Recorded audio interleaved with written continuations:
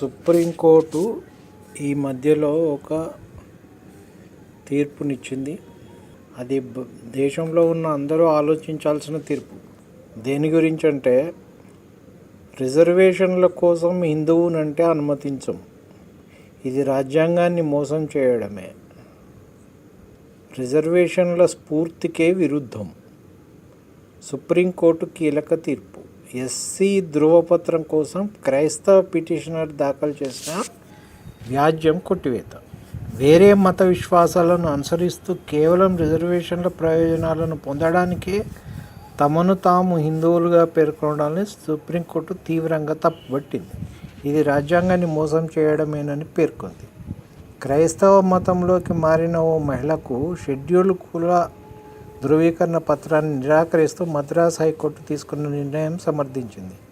కేవలం ఉద్యోగ ప్రయోజనాల కోసం ఆ మహిళ తాను హిందువునని పేర్కొనడాన్ని justice Pankaj Mittal, justice R మహాదేవన్ల ధర్మాసనం 21 పేజీల తీర్పులో తప్పుపట్టింది.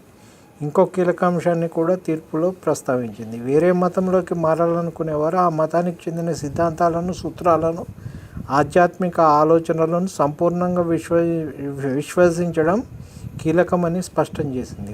మారే మతంపై ఎలాంటి విశ్వాసం లేకుండా మత మార్పిడి ఉద్దేశం కేవలం రిజర్వేషన్ల ప్రయోజనాల కోసమైతే అనుమతించమని సుప్రీంకోర్టు పేర్కొంది. అలాంటి ఉద్దేశాలు ఉన్నవారికి రిజర్వేషన్ల ప్రయోజనాలు కల్పిస్తే ఇది రాజ్యాంగ స్ఫూర్తికే విరుద్ధమని జస్టిస్ ఆర్ మహాదేవన్ పేర్కొన్నారు. సమర్పించిన సాక్ష్యాల ప్రకారం క్రైస్తవ మతాన్ని పిటిషనర్ అనుసరిస్తున్నారని, చర్చికి వెళ్తున్నారని నిర్ధారణ అయిందని ధర్మాసనం తెలిపింది. క్రైస్తవ మతాన్ని అనుసరిస్తున్నానని ఆలయాలకు వెళ్తున్నట్టు పిటిషనర్ ప్రస్తావించారు కానీ తిరిగి హిందూ మతంలోకి చేరినట్టు ఎక్కడా ఆధారాలు సమర్పించలేదని న్యాయస్థానం తెలిపింది. స్థానిక యంత్రాంగం సమర్పించిన రికార్డుల ప్రకారం పిటిషనర్ క్రిస్టియన్ అని నిర్ధారణ అవుతుంది. అయినా ఆమె తాను హిందువునని, ఉద్యోగం కోసం ఎస్సీ సామాజిక ధృవపత్రం కోరుతున్నారు. ఈ ద్వంద్వ వైఖరిని ఆమోదించలేము. ఉద్యోగం కోసమే తాను హిందువునని చెబుతూ రిజర్వేషన్లు కోరుతున్న క్రిస్టియన్ పిటిషనర్కు షెడ్యూల్డ్ కుల ధృవీకరణ పత్రం ఇవ్వడం రిజర్వేషన్ల లక్ష్యాలకు, సామాజిక విలువలకు విరుద్ధం. రాజ్యాంగాన్ని మోసం చేయడమే. పిటిషనర్ తాను ఎక్కడా హిందూ మతంలోకి చేరినట్టు ఆధారాలు సమర్పించలేదు. ఆమె కులమైన వల్లువన్ సమూహ అంగీకారాన్ని పొందినట్టు కూడా దాఖలాలు లేవు అని తీర్పులో ధర్మాసనం స్పష్టం చేసింది. ఈ కేసులో పిటిషనర్ సెల్వరాణి హిందూ తండ్రికి, క్రిస్టియన్ తల్లికి జన్మించారు. 3 నెలల వయసులో బాప్టిజం పొందారు. 2015లో ఓ ప్రభుత్వ ఉద్యోగం కోసం తాను హిందువునని, తన తండ్రి ఎస్సీ కులానికి చెందిన వ్యక్తి అని పేర్కొంటూ ఎస్సీ ధృవపత్రం కోసం దరఖాస్తు చేశారు. దీనిపై విచారణ జరిపిన స్థానిక యంత్రాంగం ఆమె దరఖాస్తును తిరస్కరించింది. దీన్ని ఆమె మద్రాస్ హైకోర్టులో సవాల్ చేశారు. తీర్పు ప్రతికూలం రావడంతో సుప్రీంకోర్టును ఆశ్రయించారు. సుప్రీంకోర్టు కూడా తనకు హిందూ కుల ధృవీకరణ పత్రం ఇవ్వడానికి నిరాకరించింది.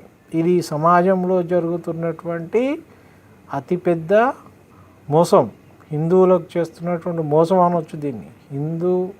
చాలామంది ఎస్సీలు, ఎస్టీలు, బీసీలు తమ కులాన్ని సర్టిఫికెట్లలో హిందూ అని చెప్పుకుంటూ క్రిస్టియన్లుగా చాలామంది అవుతున్నారు.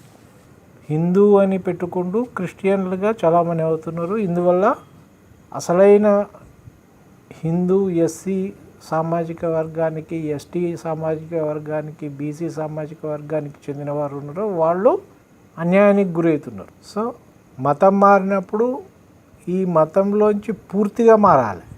సర్టిఫికెట్స్లో కూడా తాము క్రిస్టియన్లుగా పేర్కొనాలి.